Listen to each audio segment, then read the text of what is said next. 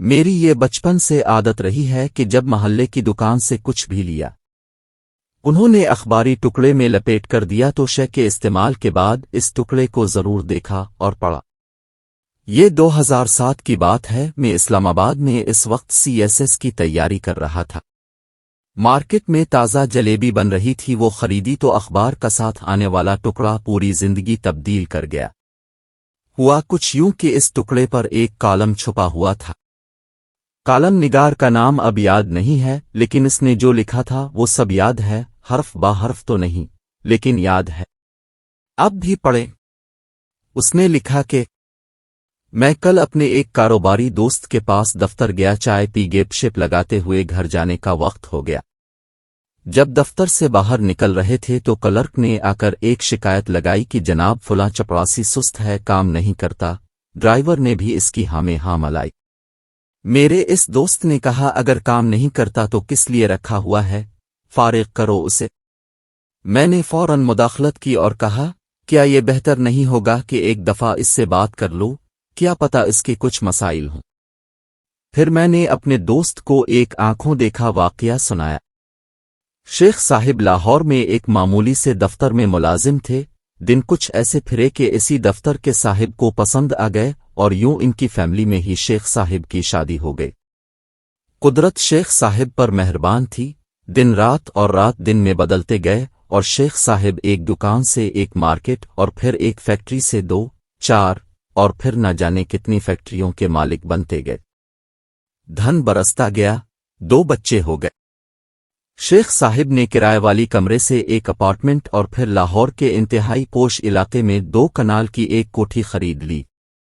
مالی کی ضرورت پیش آئی تو چکوال سے آئے ہوئے سلطان کو فیکٹری سے نکال کر اپنی کوٹھی میں 1500 روپے ماہوار پر اپنی کوٹھی پر ملازم رکھ لیا۔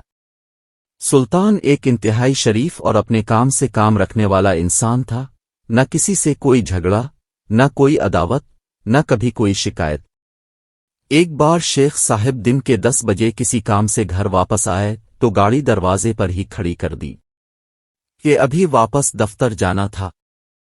دروازے سے گھر کے داخل دروازے کے درمیان اللہ جانے کیا ہوا کہ پودوں کو پانی دیتے سلطان کے ہاتھ سے پاپ پھسلا اور شیخ صاحب کے کپڑوں پر پوری ایک تیز پھوار جا پڑی۔ شیخ صاحب بھیگ گئے۔ سلطان پاؤں میں گر گیا، گڑگڑا کر معافی مانگنے لگا کہ صاحب غلطی ہو گئی، لیکن شیخ صاحب کا دماغ آسمان پر تھا۔ غصے میں نہ آؤ دیکھا نہ تاو، وہیں کھڑے کھڑے سلطان کو نوکری سے نکال دیا، کہا شام سے پہلے اس گھر سے نکل جا۔ سلطان بیچارہ سامان کی پوٹلی باندھ کر گھر سے نکل کر دروازے کے پاس ہی بیٹھ گیا کہ شاید صاحب کا غصہ شام تک ٹھنڈا ہو جائے تو واپس بلا لے۔ شام کو شیخ صاحب واپس آئے، دیکھا سلطان ابھی تک بیٹھا ہوا تھا۔ گارڈ کو کہا اسے دھکے دے کر نکال دو، یہ یہاں نظر نہ آئے۔ صبح ہوئی تو سلطان جا چکا تھا، رب جانے کہاں گیا تھا۔ وقت گزرتا گیا، شیخ صاحب کے تیزی سے ترقی پاتے کاروبار اور فیکٹریوں میں ایک ٹھہرو سا آنے لگا۔ کاروبار میں ترقی کی رفتار آہستہ آہستہ کم پڑتی گئی، لیکن شیخ صاحب زندگی سے بہت مطمئن تھے۔ پھر ایک فیکٹری میں آگ لگ گئی، پوری فیکٹری جل کر راکھ ہو گئی، کچھ مزدور بھی جل گئے۔ شیخ صاحب کو بیٹھے بٹھائے کروڑوں کا جھٹکا لگ گیا۔ کاروبار میں نقصان ہونا شروع ہوا تو شیخ صاحب کے ماتھے پرے پڑنا شروع ہو گئے۔ بڑا بیٹا یونیورسٹی کا اسٹوڈنٹ تھا، دوستوں کے ساتھ سیر پر مری گیا، واپسی پر حادثہ ہوا تو وہ جوان جہان دنیا سے رخصت ہو گیا۔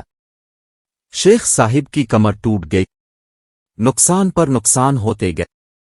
2 کنال کی کوٹھی بیچ کر 10 مرلے کے عوامی طرز کے محلے میں آ گئے۔ جب عقل سے کچھ پلے نہ پڑا تو پیروں فقیروں کے ہاں چلے گئے کہ شاید کوئی دعا ہاتھ لگ جائے اور بگڑی ہوئی زندگی پھر سے سانور جائے۔ باقی ماندہ کاروبار بیچ کر اور کچھ دیگر پراپرٹی کو رہن رکھ کر بینک سے قرضہ لیا اور چھوٹے بیٹے کو ایک نیا کاروبار کر کے دیا۔ اس کے پارٹنر دوست نے دغا کیا اور اکثر پیسہ ڈوب گیا۔ شیخ صاحب 60 سال کی عمر میں چارپائی سے لگ گئے۔ ایک دن ایک پرانا جاننے والا ملنے آیا، حالات دیکھے تو بہت افسوس کیا۔ کہا شیخ صاحب انڈیا سے ایک بزرگ آئے ہوئے ہیں، بہت بڑے اللہ والے ہیں، दाता साहिब के पास ही एक मकान में इनका चंद दिन का क़याम है, अगर उनके पास से दुआ करवा लें तो अल्लाह करम करेगा। शेख साहिब फौरन तैयार हो गए। इस मकान पर पहुंचे, मुलाकात की, मसला बयान किया। उन्होंने आंखें बंद कीं, कुछ देर मुराकबे की कैफियत में रहे, फिर आंखें खोलीं, शेख को देखा और कहा, तुमने सुल्तान को क्यों निकाला था? चीख के सर के ऊपर गोया एक क़यामत टूट पड़ी, आंखों से आंसुओं की एक न थमने वाली लड़ी जारी हो गई। शेख बुजुर्ग के पांव में गिर गया, मुआफिया मांगने लगा। बुजुर्ग ने इसे कहा, मेरी बात सुनो। परवरदिगार राज़िक है, वो रिस्क जरूर देगा, लेकिन इसका वसीला इंसानों को ही बनाएगा। ऊपर से नीचे आते पानी की तकसीम जिस तरह नहरों नालों की तरह होती है, रिस्क की तकसीम इसी तरह। परवरदिगार के नज़दीक हम में से हर एक शख्स वसीला है किसी और के रिस्क का। अगर आप वसीला बनने से इनकार करोगे तो तुम्हारे हिस्से का वो रिस्क जो इस वसीले से तुम्हें बतौर मुआवजा मिल रहा था खत्म हो जाएगा। तुम्हें लाखों करोड़ों सुल्तान को 1500 रुपए देने के लिए मिलते थे, तुमने वो रोक लिए, ऊपर वाले ने तुम्हारा मुआवजा खत्म कर दिया।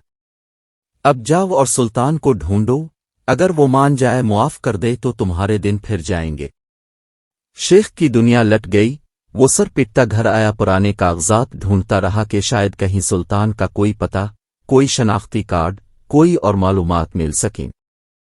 कुछ भी ना मिला तो शेख दीवानावार सुल्तान को ढूंढने चकवाल जाने वाली बस में बैठकर चकवाल चला गया, मगर सुल्तान ना मिला।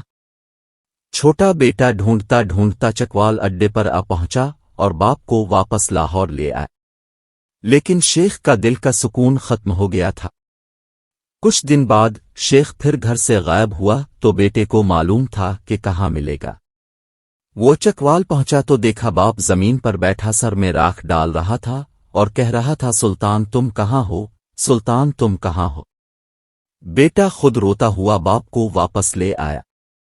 चंद दिन के बाद शेख का इंतकाल हो गया।